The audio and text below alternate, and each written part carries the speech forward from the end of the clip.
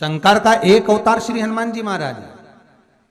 हनुमान जी महाराज को 3 तरह की माला समर्पित होती है। एक आंकड़े के पत्ते की, दूसरी बेलपत्र के पत्ते की, तीसरी पीपल के पत्ते की। ये 3 तरह की माला जब शंकर हनुमान जी महाराज को समर्पित होती है। आंकड़े की माला, महाराज आंकड़े के पत्ते की जो माला होती है, ये माला कार्य की सिद्धि के लिए होती है। इसमें एक एक आंकड़े के पत्ते पर सीताराम लिखा जाता है। मात्र एक पत्ता ऐसा होता है जिस पत्ते पर सीताराम नहीं लिखा जाता। 108 पत्ते में से एक पत्ता, बस उस पत्ते को हथेली में रखकर उल्टा हाथ आपको रखना है और अपनी कामना कर कर उस पत्ते को बांध देना है। ये जरूरी नहीं है कि 25 के बाद बांधो, 50 के बाद बांधो या 100 के बाद बांधो, आपकी मर्जी पड़े। उस खाली पत्ते को कहीं पर भी बांध दीजिए और उस माला को अपनी कामना कर कर श्री हनुमान जी महाराज को समर्पित कर दीजिए। माला जब हनुमान जी को चढ़ जाए तब एक घी का और एक तेल का दिया हनुमान जी के सम्मुख में लंबी बाती का लगा देना है। महाराज एक घी का एक तेल, और अपनी कामना कर कर आप आ जाइए। आपकी वो कामना 2.5 महीना या 3 महीना, इससे ज्यादा नहीं जाएगा, वो कामना बाबा पूरी करेगा। क्योंकि शिव और हनुमान ये सब एक ही स्वरूप है। अगर व्यक्ति के जीवन में बहुत भारी रोग हो गया है, बहुत ज्यादा कष्ट हो गया है, कैंसर जैसी बीमारी भी अगर उसको घेर ली है और किडनी लीवर सब बेकार हो गया, तो निवेदन है पीपल के पत्ते की माला बनवाओ 108 पत्ते की, और हनुमान चालीसा का हर पत्ते पर स्मरण करिए। महाराज आप हनुमान चालीसा पढ़ते जाओ, माला में गांठ लगाते जाइए, और वो माला जो व्यक्ति कैंसर से पीड़ित है हाथ का स्पर्श कराइए और शंकर को चढ़ाइए। केवल अष्टमी तिथि के दिन ये माला समर्पित होना चाहिए, शुक्ल पक्ष की अष्टमी के दिन। आप 2 या 3 अष्टमी को कर कर देखिए, अपने आप दवाई लगना प्रारंभ होगी। कैंसर जैसा रोग भी धीरे धीरे समाप्ति पर आएगा। महाराज पर करना शुक्ल पक्ष की अष्टमी को ही। महाराज कोई बच्चा एग्जाम में बैठ रहा है, सीए की पढ़ाई कर रहा है, कोई बहुत बड़े एग्जाम में बैठा है, पास हो ही नहीं रहा, बहुत हार गया, बेलपत्री की माला चढ़ाई।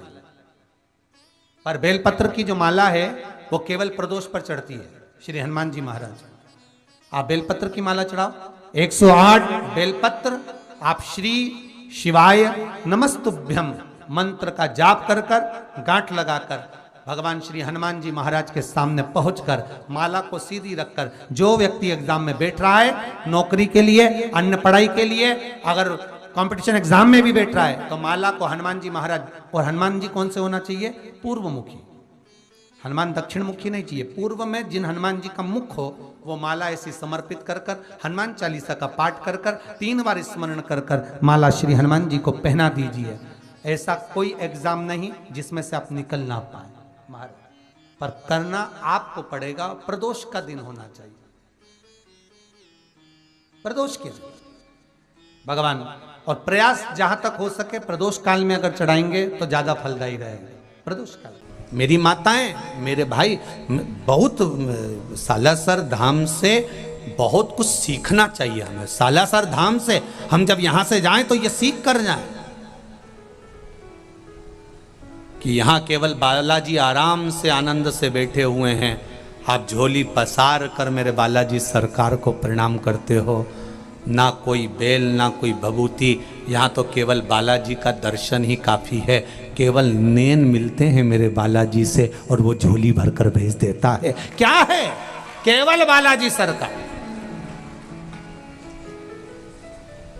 केवल बालाजी सरकार। और मैं पुजारी परिवारों को भी धन्यवाद दूंगा, उनसे कोई भी कुछ कहता है साहब ये दुख है, वो कहते बालाजी बैठा है, ये तकलीफ है, बालाजी बैठा है, क्यों टेंशन लेते हो, बालाजी बैठा है। सब क्रम में बालाजी है। आज हमने मिट्टू जी आपके ड्राइवर को कह दिया, क्यों रे भैया इस गाड़ी का हॉर्न क्यों नहीं बजे, कि बालाजी है।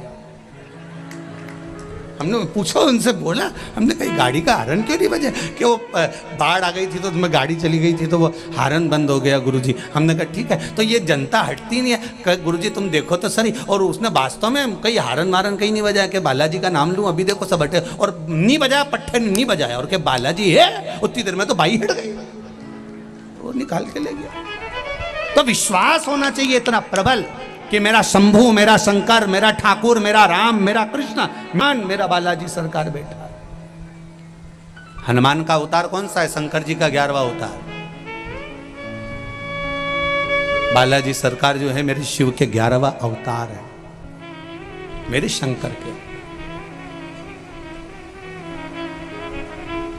महाराज मैंने तेरे ही भरोसे, ओ बाबा तेरे ही भरोसे, हवा बिच उड़ती जवानी, बाबा डोर हथो छड़ी नाम कटी जवानी। आप दिल से स्मरण करो, प्रपंच से दूर, ढोंग से दूर, भगवान की भक्ति में जितना डूबोगे उतना सुख मिलेगा।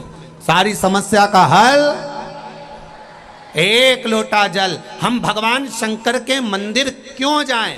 क्योंकि यहां शिव महापुराण की कथा कहती है हम जितने कदम चलकर भगवान के द्वार जाते हैं। आप साधारण प्रैक्टिकल में लीजिए, आपकी बहन के घर शादी, ठीक है जी, समझ लेना जरा। बहन के घर शादी में अगर बहन जाती है तो थोड़ा सा काम बोलो करती है, फैलारा उठाती है। और बहन के घर शादी में बहन नहीं गई और उसने अपनी बहू को भेज दिया, बहू काम करेगी, वो तो सोफे पे कुर्सी पे और आर्डर करेगी, एक्सक्यूज मी एक गिलास पानी ला देंगे क्या? तो छोटा बच्चा भी कह देता आंटी आप क्यों नहीं चली जाती, तू ला दे ना बेटा। फिर वो लाई। अच्छा एक्सक्यूज मी तो ऐसे बोलते जैसे ये पूरा, ये एक्सक्यूज मी और कहीं काम क्यों नहीं आता? मालूम पड़े पढ़ा लिखा व्यक्ति खूब पढ़ा और इसके पीछे पड़ जा कुत्ता, और वो कुत्ता के सामने बोल excuse me please please please. कुत्ता सुने प्लीज कि एक्सक्यूज मी। अरे कुत्ता को भगाने के लिए डायरेक्ट तेरा हट, तब भागे। तुम पढ़े लिखे हो, कुत्ता थोड़ी ना पढ़ा लिखा। Excuse me please please don't touch please please excuse me. कुत्ता को क्या मालूम कि तो प्लीज प्लीज करे? कुत्ता को भगाना तो डायरेक्ट बोलना पड़ेगा अपनी गांव खेड़े की भाषा में, हट, तो अब कुत्ता भाग। अब तुम सोचो विचार। अब बहन के घर शादी में बहन गई तो थोड़ा फैलारा उठाएगी, काम करेगी, बोलो सही है कि गलत है, काम संभाल लेगी। और बहन के घर शादी में बहू गई तो वो फैलारा वैलारा नहीं उठाएगी, वो थोड़ा बहुत उठाई तो उठाई, नहीं तो वो तो डेंटिंग पेंटिंग करके बैठी। बस अब तुमने अपनी बहन के घर शादी में अपनी बहू को भेजा था तो अगली बार वो क्या करेगी? वो भी अपनी बहू को भेजेगी। तुम अगर जाती तो वो भी तुम्हारे घर आती। उसी तरह तुम सालासर बालाजी की कथा में गए हो, शिव महापुराण की कथा में, तो ये पक्का है कि बालाजी और शंकर जी तुम्हारे यहाँ भी आएंगे जरूर, ये निश्चित है। और तुमने अगर अपनी बहू को भेज दिया तो शंकर भगवान भी कह देंगे हनुमान जी प्रभु यमराज को भेज दे। इसने भी तो अपने रिश्तेदार को भेजा था, उसमें कौन सी दिक्कत वाली बात है? अपन अपने रिश्तेदार भेज दो। और देखो सास आती, बहन के घर बहन आती तो फैलारा उठाती। अगर तुमने अपने रिश्तेदार भेजे तो उसने भी अपने रिश्तेदार भेज दिया। अब भगवान को बुलाते तो भगवान तुम्हारा फैलारा उठा लेता। यमराज कोई फैलारा उठाए? तुम्हें उठाए। यमराज कौन सा फैलारा उठाए?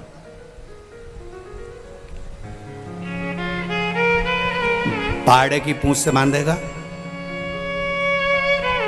एकदम ब्लैक, काला, बड़े दांत, मूछे, जोरदार मुकुट, खूब मुस्कुराएगा, चेहरे पर कुछ नजर नहीं आएगा, केवल दांत वाइट कलर के दिखेंगे।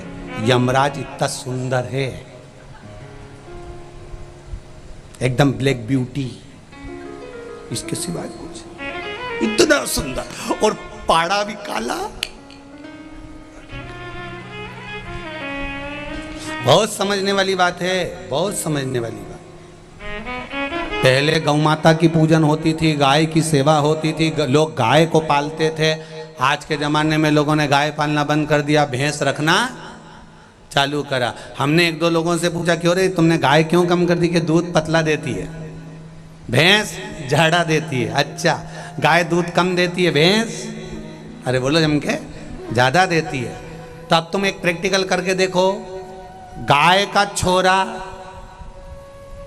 बछड़ा, बछड़े को कहते हैं बैल, बैल को कहते हैं नंदी, नंदी पर कौन बैठता है? बोलो बोलो जम के बोलो, शंकर भगवान। अगर तुमने गौ माता की सेवा करी तो नंदी ने शंकर जी से कहा, इसने मेरी माता की बहुत सेवा करी, इसको बैकुंठ छोड़ आओ। शंकर भगवान बोले ठीक है। अब तुमने पाली भैंस, अब तुम क्यों हंसे? मैं तो कुछ बोला ही नहीं। अब भैंस का छोरा पाड़ा, और पाड़ा पे बैठा, और पाड़ा ने यमराज से कहा, इन्हें मेरी माँ को खूब नवाया पानी से, इनके भी उठा के लिया।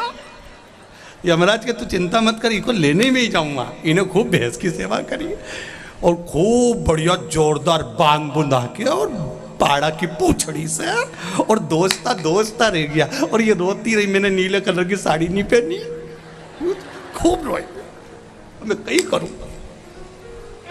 फिर बोली, एक बार छोड़ तो बंस, दोस्ता रह गया। और ये रोती रही, मैंने नीले कलर की साड़ी नहीं पहनी, खूब रोई, मैं कहीं करूं। फिर बोली, एक बार छोड़ तो बंस मोड़। यमराज बोले, चले कि फिर तू दो धर के